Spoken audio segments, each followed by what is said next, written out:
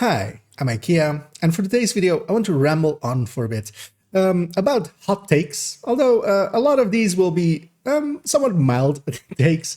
Not until the end do we actually really get hot. And yeah, we're going to go over a lot of things that I've noted down, and we'll go one by one. Some of these are takes about things that the community says. Some of them are things about requests of the community that I kind of disagree with, and some are the inverse of people calling things certain things and me disagreeing with them. Basically, this is a video of me just yelling into the sky, and hope to make it entertaining along the way. Anyway, and yeah, we'll go over a bunch of things. Some being things like terms as multiplicative and DZ exclusive, which I feel I'm pretty, grounded in them, and just I can talk with some authority on them. Others towards the end, like stash and determined, might actually be hot takes. But we'll also go over some dissent, some specialization weapons, some global events. Just a ton of things that I generally feel that I might be in the minority about the way that I feel them, and I thought I'd just put them out there as pieces of discussion, and also just to kind of make my stance clear on some of them. Let's go get started, and we're gonna start off with a few terms that still get tossed around, which I disagree with. These shouldn't be hot takes, but I'm still putting them in here just to repeat them. I've done a video on them ages ago, several actually. And that is the term DZ exclusive and the term multiplicative. They get used wrongly so much still. So I thought I'd grab some attention still to them. Let's start off with DZ exclusive. We're at the DZ gate. There are no DZ exclusives anymore. This used to be a correct term in year one. This term still gets used because, of course, while we can go into the DZ and they still only drop in the DZ, you can also get them from the vendors, which you still would need to go to the DZ for. But of course, nowadays, you don't need to at all anymore. Everybody will, that is of sufficient SHE level, will have most of the DZ exclusives by not going into the DZ because they come from named caches. And of course, as well, if you have the blueprints from Descent, you can have them as well. Named caches have basically made the term DZ exclusive completely incorrect, because for most people, the source of DZ items will not be the DZ, it will be named item caches from global events, from reward tracks. And for the more players that have gone into Descent a lot, if I need something like a Matador, I can just go here and craft it because Descent gives them. And the issue that I have, of course, then with DZ exclusive is that it just confuses people. People will hear the term DZ exclusive, and I've seen this conversation dozens of times, and that is that, oh, it's a DZ exclusive, oh, but I don't like going to DZ. Oh no, you can just go and get them from named caches. So they're not exclusive to the DZ then. The confusion comes from the term exclusive. So I've taken already ages ago to calling them DZ items, calling them DZ/PvP items. And that kind of clears it up, because then, yeah, they are DZ/PvP items, but there's a ton of other sources for them. Of course, yeah, there's even more than those, because the manhunt, the bounties from the manhunt, actually nowadays all of the bounties of the manhunt, it used to only be the final one, drop a named item that is also from just all the named items. So DZ exclusive is just a wrong term at this point. And I love how people are now even going like DZ exclusive in between quotation marks. Just stop calling them exclusives. Just call them DZ items. It's not hard. DZ exclusives died with Woni when named item caches came in. Nothing is exclusive to the DZ except pain and suffering. Although actually I don't even agree with that. That would be, I enjoy the DZ here and there. So the other term, multiplicative. This gets applied a lot to our dear friend Fox's Prayer. It isn't. Especially on the Fox's Prayer, it isn't. Multiplicative, in general terms, means that it's the way that in most games it gets used. Division is an outlier because here we use the term amp. A multiplier is a multiplicative is a multiplier against itself as well. So if you would have two sources of damage to targets out of cover, let's say any and all weapons that we all use, where you have 10 DTOC, or 12 if it's an LMG, it's no longer multiplicative. It's additive to itself. This doesn't get it isn't a 1.10 multiplier times a 1.08 multiplier. No, they get added together. They are additive to each other. And even if they were multiplicative to each other, even then, if it was 1.1 multiplier times a 1.08 multiplier, that's not the reason why Fox's Prayer used to be a best in slot item in high ends. It definitely isn't anymore. Not since the advent of the newer metas, because while in high ends it still is, in strikers it definitely isn't. There should never be a Fox's Prayer really in strikers. Cheska Grupo, Chesko Coyote is much better combination. They beat the Fox's Prayer by a lot. And that's kept being saying it's multiplicative has actually caused that. People hear that term and just go, oh, it must be better. Because as by extension from that as well, for instance, glass is an amp, and then focus on a chest is actually a total weapon damage. So if you have vigilance, it is additive to that. It is total weapon damage as its stat. But focus still beats glass, even if you have vigilance, just by amounts. It doesn't matter if something is or isn't multiplicative even. It's about how much it adds to a build. This has always been one of my pet peeves about the Division community. I'm just going, oh, this thing is an amp, so it's better. Oh, this thing is multiplicative, so it's better. No, it matters what the build is and how it interacts with that build. Yeah, having ranted on about these two a little bit, let's move on to the next one. And as the next subject, stealth. As I see that quite often popping up, it's usually the same like 4 or 5 people that bring it up though. Requesting some forms of stealth gameplay in the Division. I'm wholeheartedly against that. Mostly because stealth either will be good or bad. This is a game about completion time. If it is the meta way to do things, that would suck. I like the gunplay. And if it is like not competitive in any way, why do it? Assassin's Creed kind of runs into this issue, the newer Assassin's Creeds, where they were trying to do, gear score things basically, and then item level things. And you saw that issue. It ate into the stealth, because now if you want to have enemies that are a thing that you have to be concerned about, either you basically have Ghost Recon's, Wildlands and Breakpoint, where you can clear out an entire place with just stealth, and that's actually the better way to do it, or you have the gunplay of Division. And the gunplay of Division is much more towards MMO end, and because of that, it doesn't really... I don't think it will ever be a good fit for stealth, because if the stealth is good, then yeah, everybody will lean towards that, and then you're losing out on the gunplay. And there are actually a little bit of stealth, so I've actually set this up here, where I'm in a bounty. The enemies have already spawned up there. I've cleared out this initial wave, so and we have a lockpad here. So actually, if I shoot this lockpad with my suppressed pistol. We didn't trigger in combat. We're still out of combat. Now, if I instead were to do this with a AR, as you may notice, they're already kind of freaking out, and they're gonna aggro. There is actually the suppressor, that we have on weapons does actually do a little bit of things. It will help you not sometimes get aggro.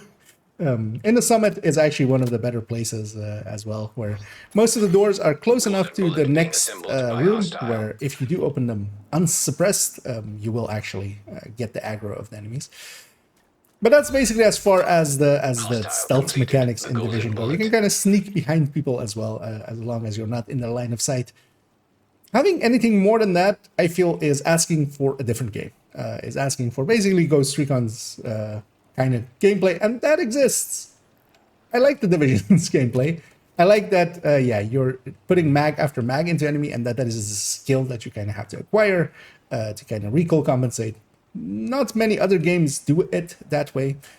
So yeah, I feel it would be a loss to add stealth mechanics into here, because either they're going to be undercooked and it's not going to be of any value, or if they are competitive, they're going to actually, they are the meta. You get the things where, yeah, just solo play, in group settings, of course, is going to be more difficult. It's going to push more people towards like the solo play, and also kind of be against the grain of the Division gameplay, where, yeah, it is much more about just having open fights. Yeah, let's move on to the next one. And next one up is Specialization Weapons, as all of them are pretty good, and one of the most surefire ways for me to kind of spot a player that really doesn't know what they're talking about is for them to go, oh, all of the specialization weapons suck. Not all are great. I would put the multi-missile launcher as maybe the least one over here, but all of them are better than good, especially in the right situations. And they can be very, very powerful if used correctly. Something like this multi-grenade launcher can just delete a wave. If you are in a mission, if you have 6 shots, that can basically damage. In 2 shots, you'll kill any of the reds, and in 4 shots, you'll kill any of the purples. And if there were any elites in there as well, you will have killed them with the 6 shots, especially solo, for instance. And all of them have their purposes. The multi-grenade launcher can delete waves. The crossbow can pop off armor plates just with 1 shot, making even legendary heavies just easy, super easy to kill, and warhounds and stuff like that. Legendary heavies, I meant. The minigun can be really good. It can actually put out more damage than most other weapons that you have at your in your arsenal, except that, of course, you have to pull it out. So if you're using it correctly at the right times, and where you know there is a wave coming, and you just pull this out and just melt them, that is very good. Same for the flamethrower, where it can CC and do damage. It doesn't do great damage, but it's also CCing. Even the multi-missile launcher is pretty good for starting opening fights, because when you're not in the fight yet, if you have a patrol, instead of fighting that 4-man patrol, just mark them all and just send these missiles over to them, and you will 8 out of 10 times delete that entire patrol instead of just having to fight them. And of course, the TAC 50, there is no substitute for this, for just putting out a lot of damage in 1 shot. Really only the Nemesis goes over this, but yeah, this to any headhunter, this is a tool you should be always using. And that's generally the thing. Like, a lot of people deride these, especially as well, because they have now a reduced damage against named enemies. But I'm also, this is partially a hot take as well, I'm totally for this. What you get is that what used to happen is everybody would save their special weapon for the boss, and we would all just melt the boss right away. Because once the big enemy spawns, you're like, okay, I'll use this. And that wasn't fun. That wasn't fun at all. It's much more enjoyable that now it's restricted against names, basically, forcing you to kind of use it along the way. If all 4 players actually in a coordinated group, make good use of their specialization weapons on top of their main arsenal, that group goes a lot faster than a group that doesn't.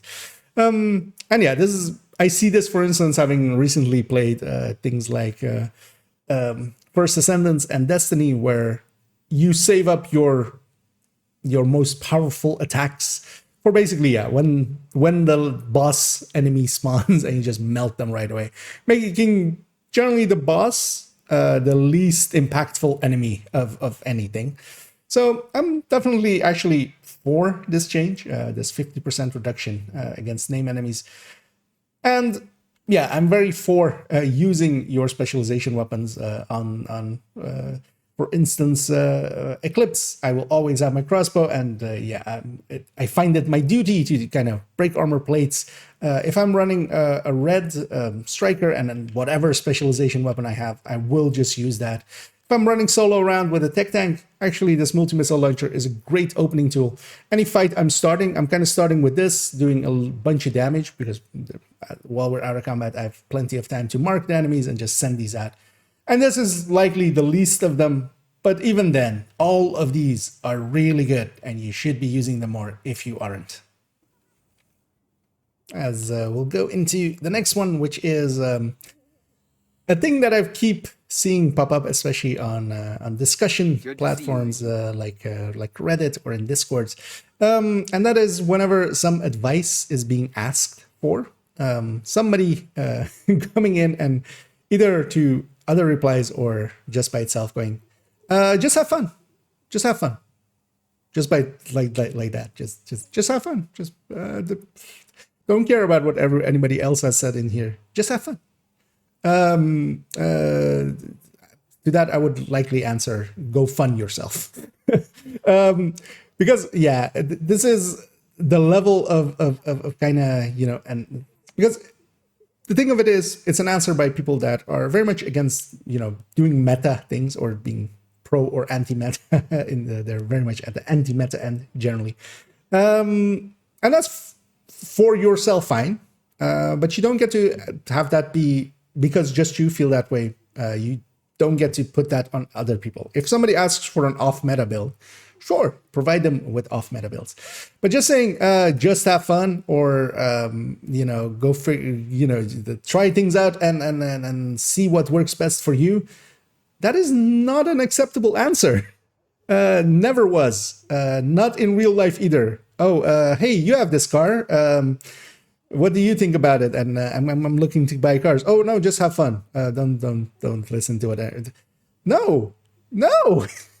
There's a reason a whole structure of reviews exists. There's a whole reason that a whole structure of like people that try to understand things and then as a subject matter expert try to talk about them. And that is because there are always better things and worse things just by virtue of existence, just by virtue because things don't get made to the same degree, and sometimes things have flaws.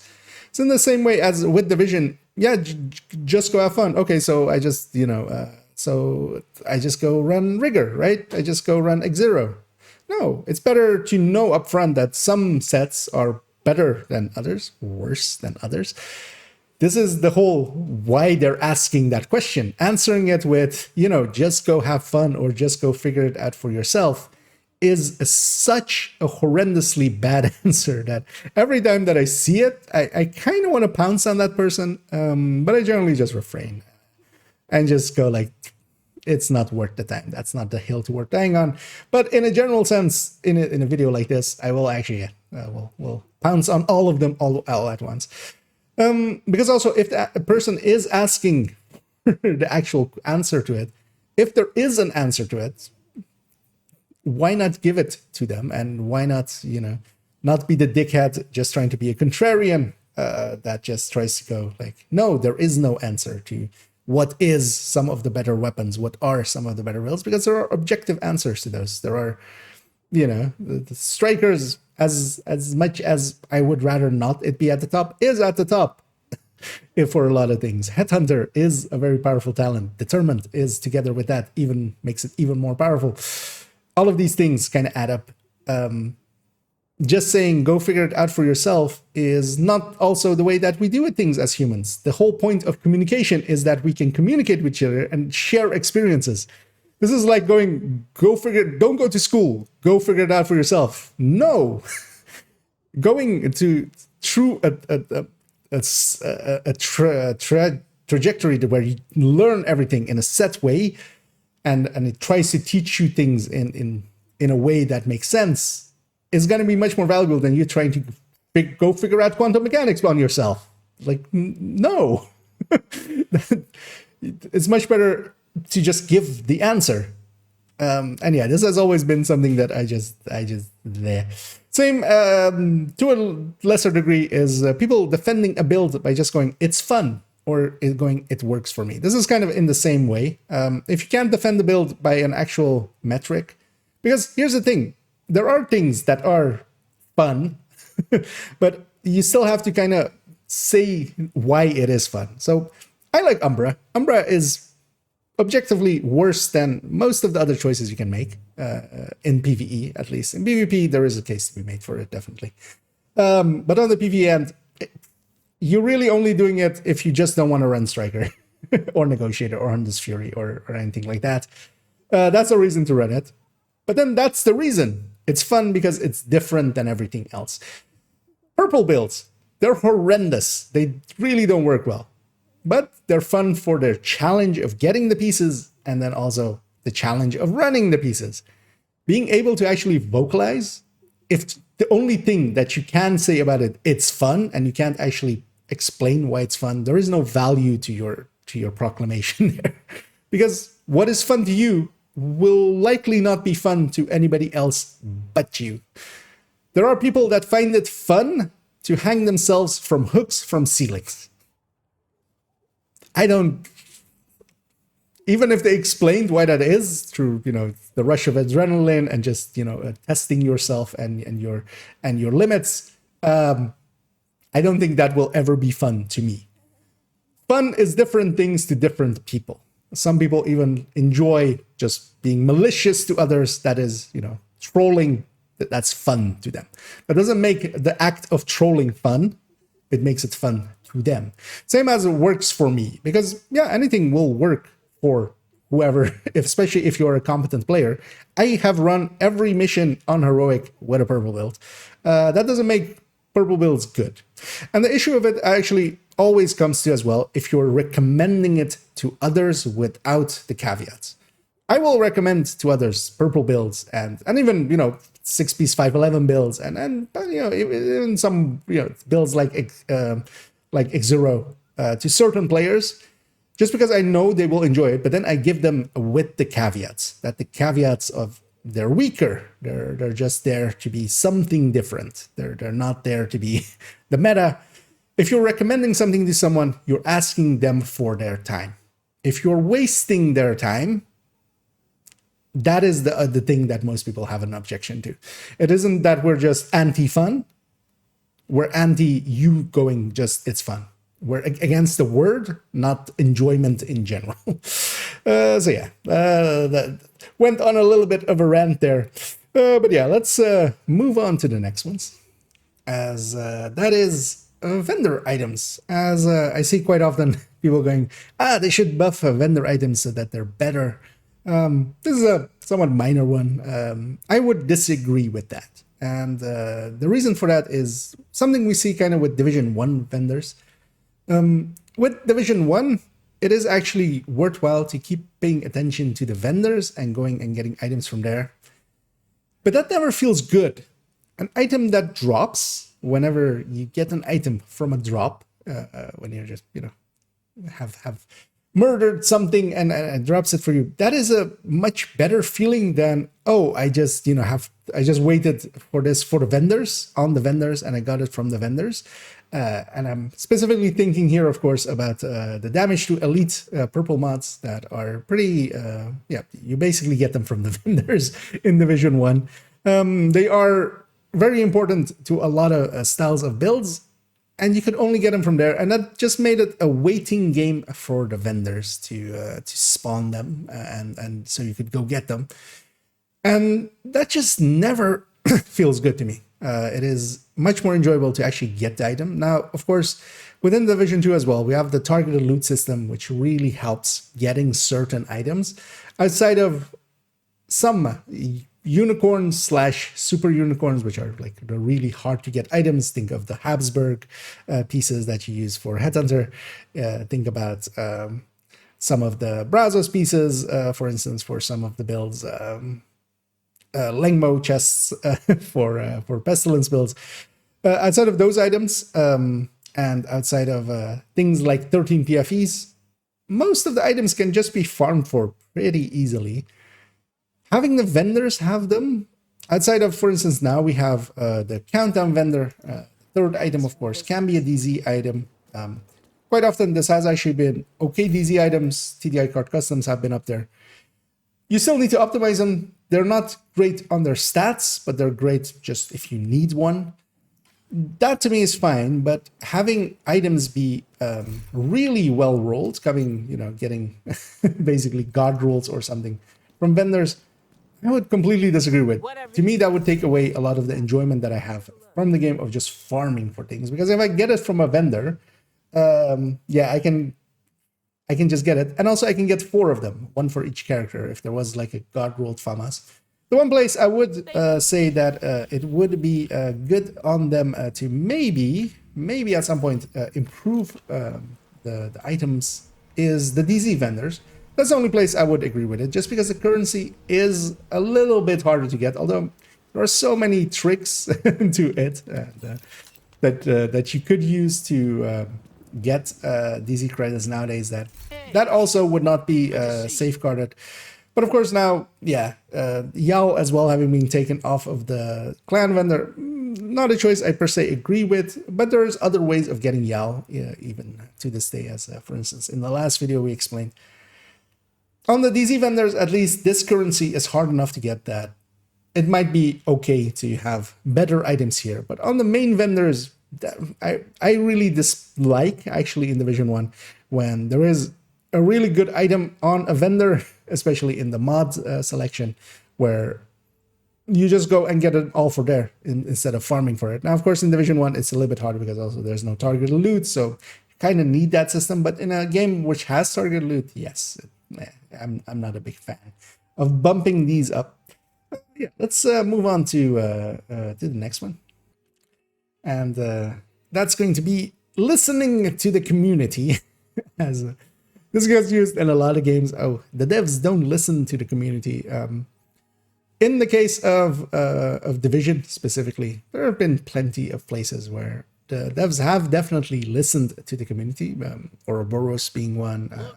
Even the minor changes to Breaking Point, even though they didn't go as far as we wanted, were still in response to the community.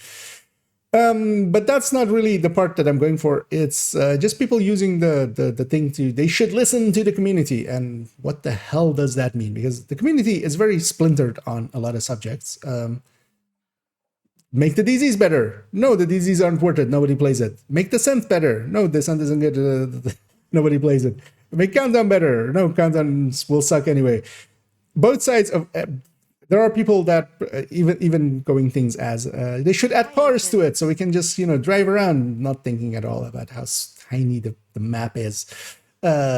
Going things like, oh, they should make things easier or they should make things harder. Both ends are very well represented, with people still going, it's way too hard and it's way too bullet spongy, and then also people being it's way too easy and they should make everything more powerful.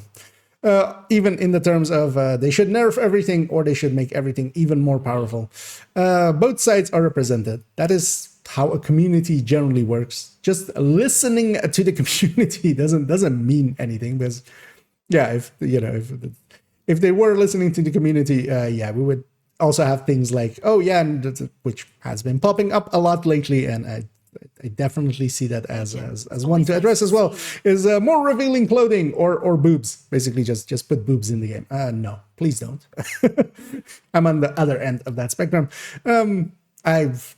The over-sexualization of things is something that makes me go away from a game, not come towards it.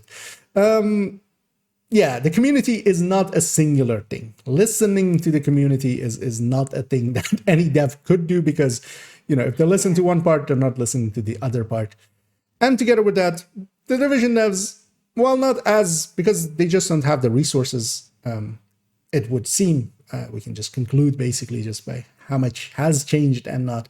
They don't seem to have the resources to be able to implement, really big things at the moment. Hopefully the DLC, is the thing that they're pouring all of the resources into to make that be good.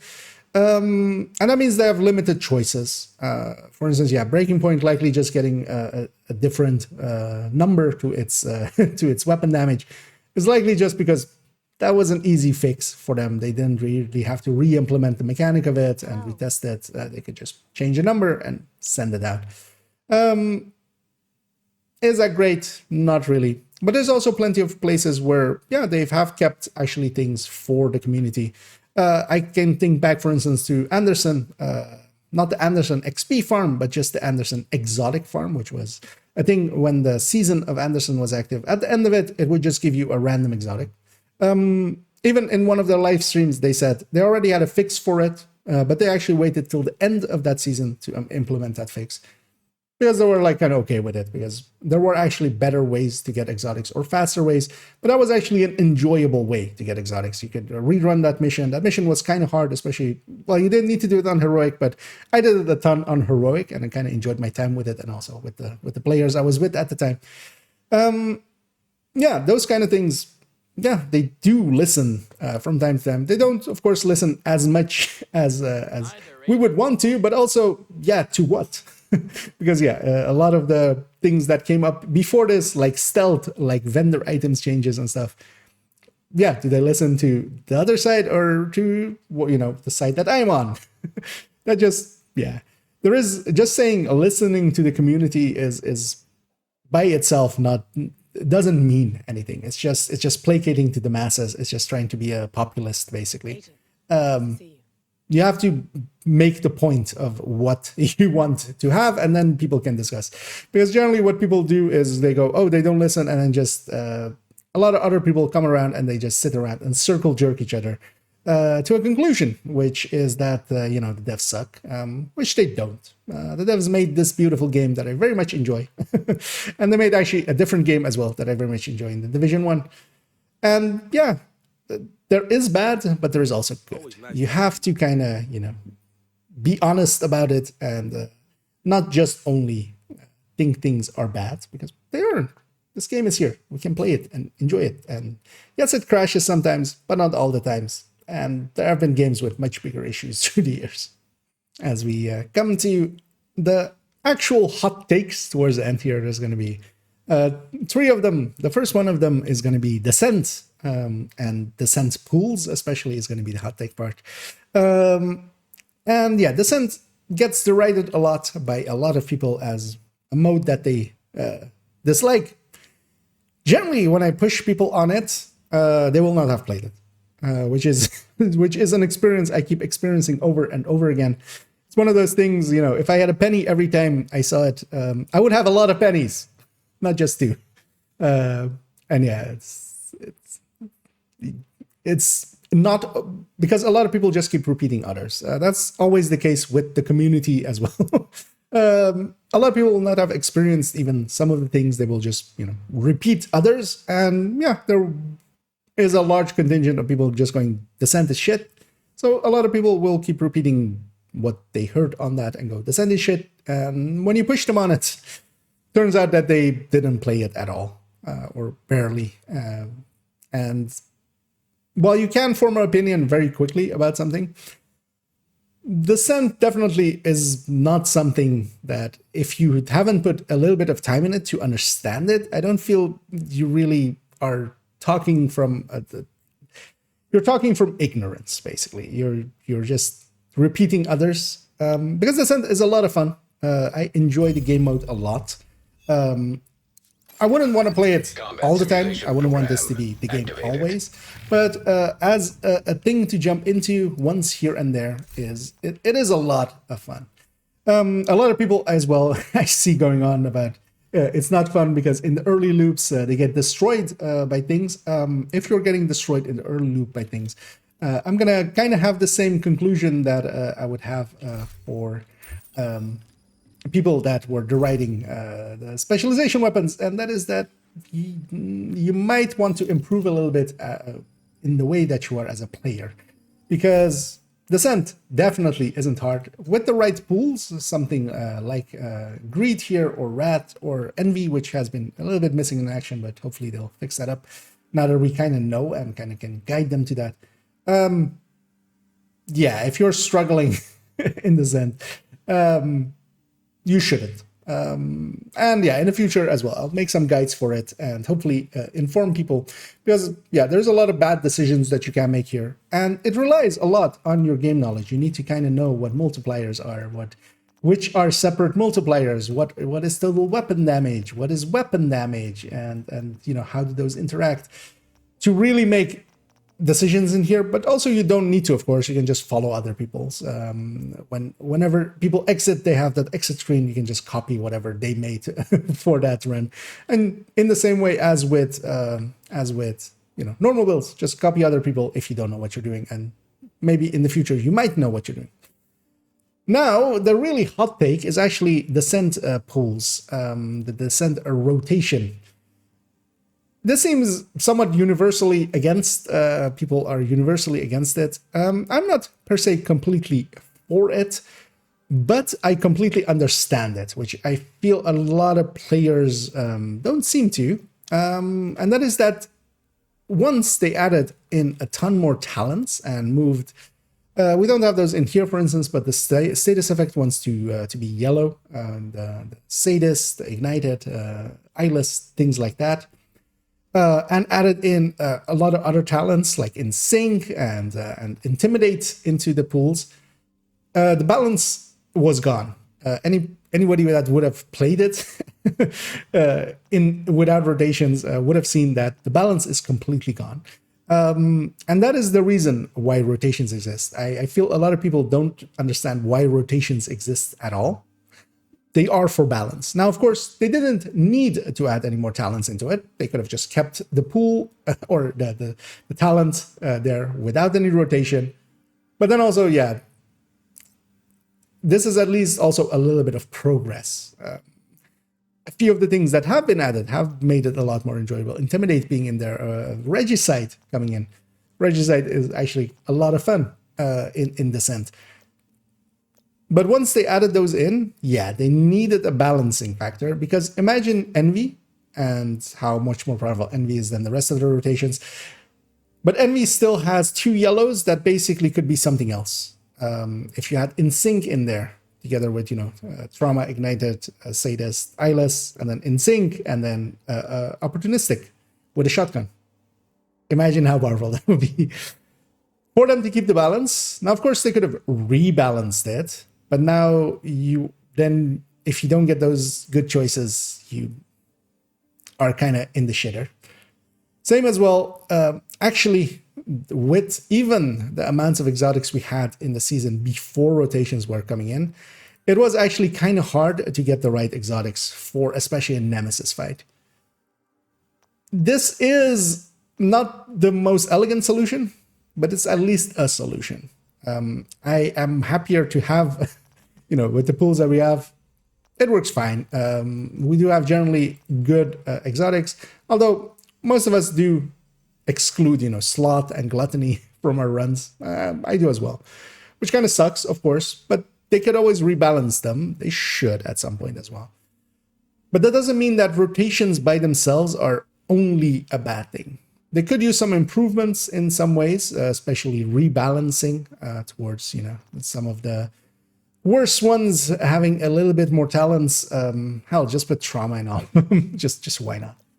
But yeah, in the current way, without rotations, it would be super easy to get to 40. It would be trivial. It would just be a time thing. Exotics wise as well, Nemesis runs would be hell. With the amount of reds that exist, and the amount of rerolls that you really have available to get Nemesis, between loop 4 and 5 if you need them, or if if you're doing a quick Nemesis run, that could not work anymore with the amount of reds that we have available. Now, they could have, of course, chosen not to add in reds, but I prefer actually the system now than them not adding anything to it. And that might be a hot take. I'm not a fan of the rotation system, but I do completely understand it.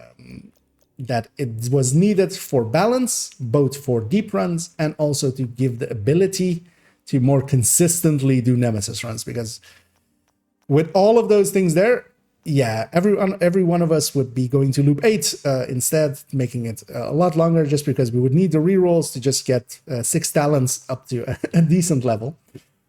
Yeah, let's move on to the next one. And that is the stash. A common request from the community is more stash space, because we keep getting more items and we need more stash space to stash those items. I disagree with that. I always have. To me, the stash is for items that you kind of may want to keep and just, in some ways are important to you or are important to some builds, and you might need them in the future. It isn't just a dumping ground. And the thinking of it is as well, when somebody has a house where they just throw all their junk into one room, once that room is full, the answer isn't a bigger room. The answer is go clean up the room you have. The thing is that even already 300 items, going through 300 items and going like, okay, what do I keep? What do I toss once this is full, is a hell with 300 items already. If they take it to like 500, you're increasing the amount of time needed to clean it out when it's full. Instead, now, once it's kind of full, you start automatically kind of making decisions of like, what do I keep? What do I throw? By itself as well, to give away my method to the madness. So here I'm on my main account. I'm on 278, although this isn't actually, because of my other accounts, I'm mostly under 200. My biggest amount of items in my stash is my collection of every single type of weapon. And that doesn't mean just every weapon, like having an ACR. It means having an ACR and an ACRE, having all of the AKs, having all of the falls, different falls. And this is for the burst and sustain tables. I have all of them as well as free talentable, because of course, why not? A lot of god rolls in here, of course, with a lot of items, because I have the playtime for that. This is 178 weapons. You definitely don't need to keep this many weapons. I generally, like on my other accounts, have barely any weapons, because I know which ones are, usable and which ones are not. Because especially in here, like having, things like the PPs hanging around in both variants, completely unnecessary. You don't need to do that. But I do. So I'm giving up already 178 items to this, where, normally this would be maybe 60 or something at most. And the rest is just gear. The way that I go about gear is how much time would it take me to re-get an item, and how often do I use it? So for instance, I do have, a Palisade Mask in here. This would be an item that would be harder to re-get, but also I grab this thing quite often, especially solo and stuff. Instead of the Coyote, I might put in this, especially if I'm in a group with already Coyotes in there. And yeah, some red pieces, especially if they can be re-cored at the core. But for the rest of it, as you may see, there's only one gear set type in here, and that is System Corruption. Because yeah, that is hard to get, but I don't keep any of the other gear sets. And the reason for that is very simple, and that is that if I need, let's say, strikers, if I need anything really, this exists. Just go get it again. Unless it is, something like red FI pieces and stuff. Yeah, keep those, of course.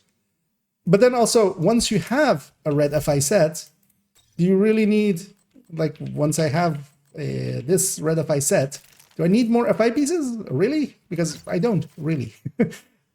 The set is here.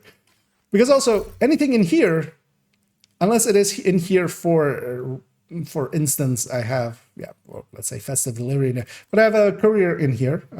Although actually I need to optimize this one, as I used one already. This is what I grabbed to make any of my Fire Eclipses into a Foam Eclipse if I want to do a Legendary on that character. Because I would want to do, generally, if it's a good Legendary for the weekly, I might do it several times, and I don't have a Foam Eclipse on every character, so I would go and grab this. But most of the things in here, if they are in here, they're not on a character being used. You can only use items that are on a character. So over time, just make the choice of, I'm keeping some of the stuff, like, I'm keeping some red items, I'm keeping an extra Eagle's Grasp, stuff like that, but I'm tossing the rest. Part of that is as well Descent. Descent has made it a lot easier to get rid of a lot of the named items, because, for instance, I used to keep around, for instance, Devil's Due. if I wanted to test something with clutch or perfect clutch, I would, have it in my stash to grab it. Having now all of the blueprints for all of the items means that I can just toss a lot of things. I used to have a bunch of extra gifts in there. So actually, Descent is very nice for that as well. Although, of course, it does take a lot of time to get all of the blueprints. That is not a quick thing to get done. But yeah, once you do, I'm not keeping around, for instance, any like Door Kicker's Knocks or Ferocious Calms extra or Pointments extra I had a bunch of sacrifices in different ways that I wasn't really using. So this replaced that, because if I need them, I can craft them from here. But yeah, the stash space to me is already 300 is already too much to go through, because one of the things that happens is people toss things in here and then you get the moment of just like, oh, I need to clean that out. And I know of at least 2 people that instead of cleaning their stash out went, you know what, I'll go play a different game. And it's kind of understandable, although both of them were also somewhat hoarders. This is also the reason I would not ever really recommend using mules. If an item is so insignificant that you're just putting it on a mule, where if you wanted to get it again, you would have to swap to that account, put that in the stash, and then grab it with your main character. At that point, you might as well just toss it. Outside of a few items, so for instance, here being, for instance, this Palisade, Obliterate Chest, that is red quarterable. This I would keep. This Habsburg piece, even though it's a headshot, crit chance, I would keep. But a lot of things I could refarm really easily. And of course, once you get later in your journey, you can just optimize it. So even if I needed, for instance, an extra Cheska chest, I'm keeping this one, for instance, because it's blue quarterable, but I'm not keeping many of them because all of my characters already have one that is free talentable. I don't need more. Even if I'm getting them, unless I can share them with someone, they're just getting deleted. Being a little bit more consistent about what you keep and toss, the stash is more than adequate enough. And yeah, even in my case, for instance, I'm wasting a lot of space on these, but at least I have a reason. I have the reason of the burst and sustain tables, and if I didn't have those, I would never keep a M700 tactical. I would never keep a custom M44 in here. This would just be a bunch of SR1s, this O'Carroll, maybe one White Death just for testing purposes, and like barely any rifles and stuff, which is what I do on my second and third account. So yeah, stash space, I kind of actually disagree with increasing this.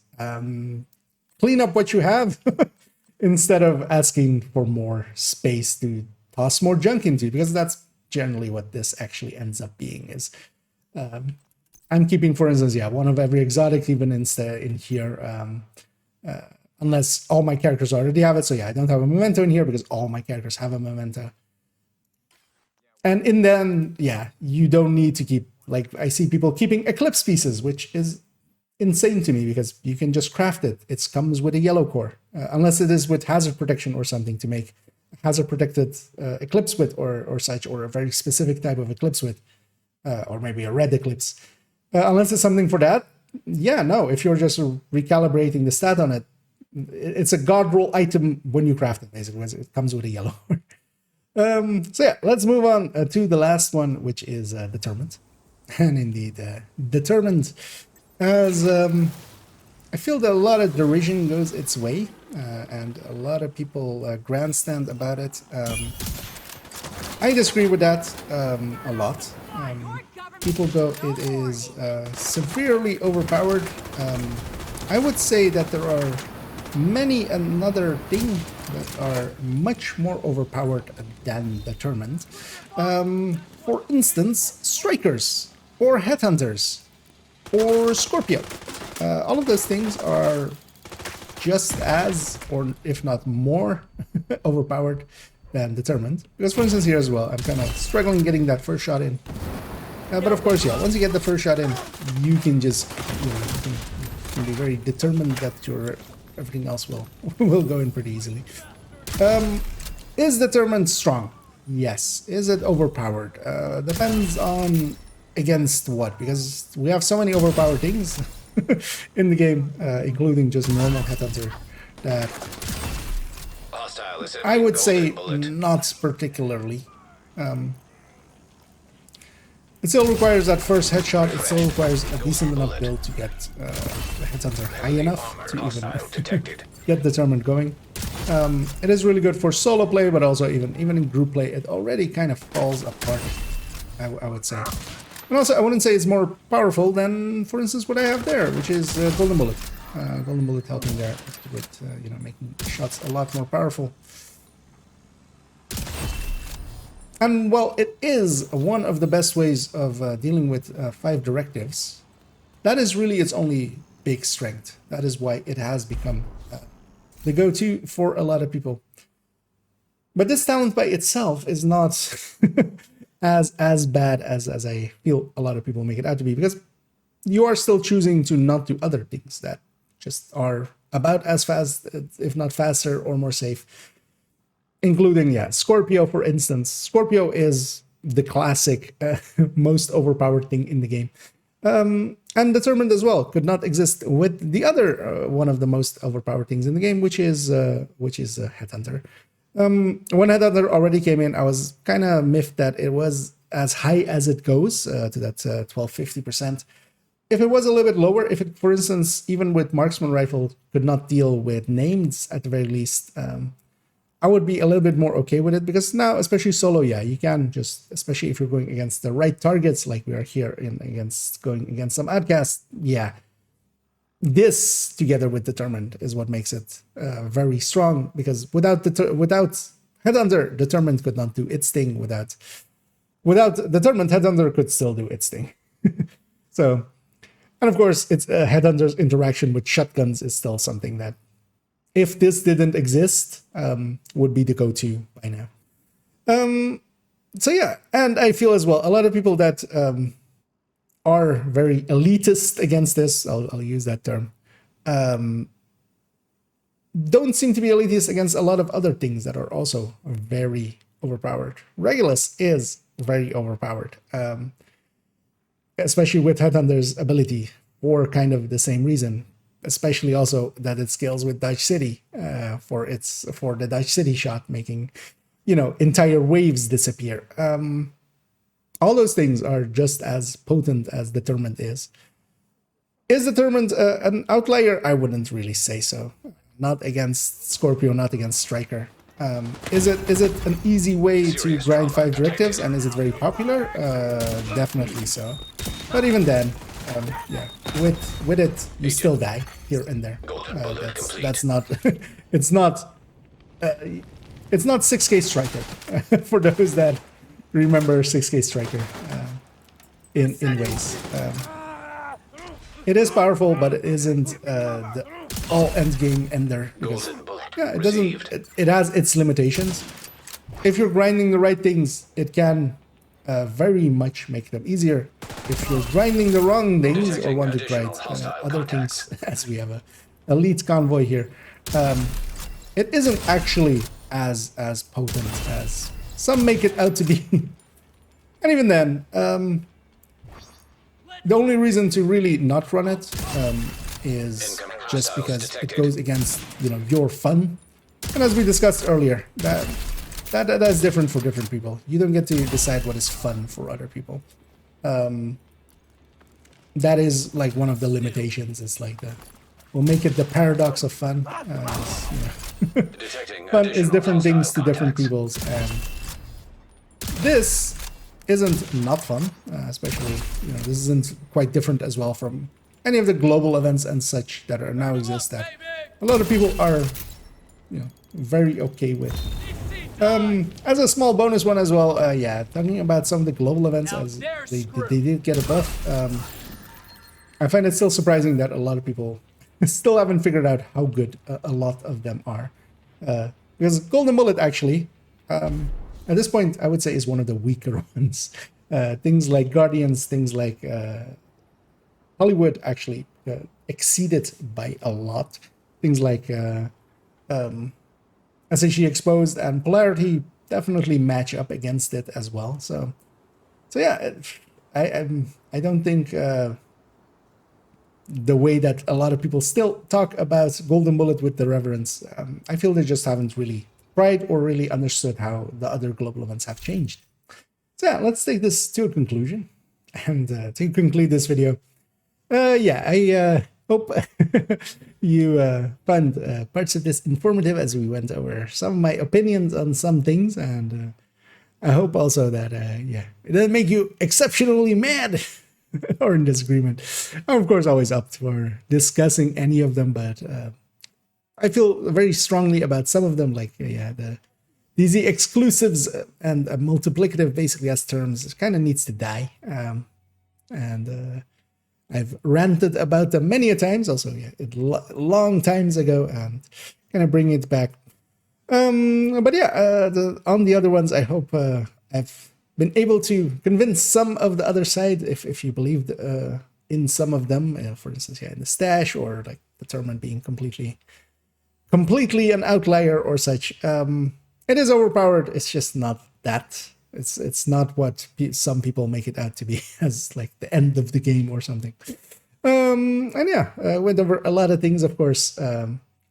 As this was basically me wanting to rant about some of the things, especially to bring back up some of those, like the terms of the Z exclusive and multiplicative again, and go over some of my opinions, as some people sometimes think that I'm of other minds on some things. And also, to whack down a few people as well that are very much against Descent and its pools. I'm not the biggest fan of its pools, but I'm definitely a big fan of Descent and all of the game modes. They add all to the game. So yeah, if you've enjoyed this video, if you can and are willing, please do any and all of the algorithm things down below. And for my future video, we'll be going into the next build showcase is going to be about joke builds, as we'll go over some 511, some purple, and some improvised builds. And together with that, I'm also going to start a series on improving yourself, as we discussed a little bit in the Descent section, that some players could benefit from improving themselves. I'll go over basically what I do to improve myself and how I've tried to improve myself in the past in video games, but also maybe even in real life. And yeah, we'll go over a two-parter with that, and those will be bookending on that build showcase, hopefully. So yeah, I hope you join me for those, and as always, have a good night.